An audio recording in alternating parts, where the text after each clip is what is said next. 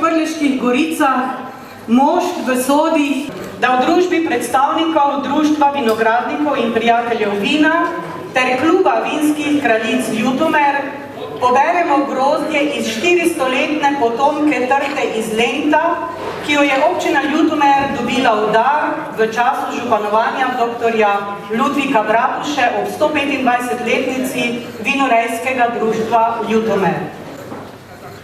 Poglejte to lepotico, kako se je razbohotila.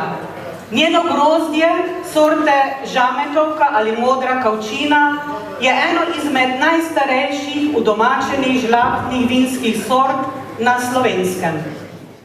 Zelo smo veseli tudi, kaj je z nami vrh naše občine, novo izvoljeni svetniki z županjo magistrico Olgo Karba na čelu. En aplavz.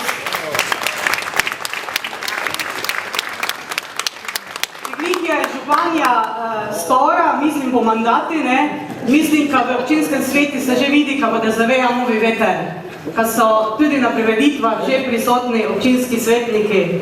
Hvala vam lepa za to. Srečna, ker vidim, da ste se zbrali v tako velikem številu. Mislim, da je v preteklih letih nas bilo bolj malo, skromno, ampak danes je dokaz, da se vsi veselimo teh naših tradicij.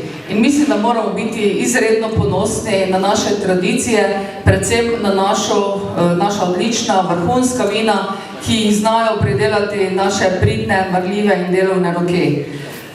Jaz sem zelo ponosna, da imamo to priložnost, seveda, da nam je to dr. Bratuša seveda preskrbel, da za to trto tudi skrbno skrbijo.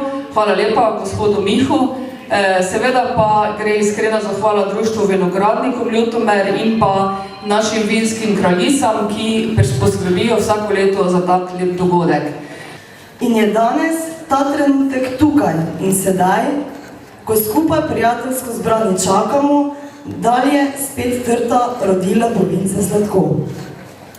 V posebno čast si štejem, da nas je s svojo prisotnostjo počastil tudi gospod Sever, idejni oče, ki je v našo vinorodno deželo prinesel institut vinske kraljice.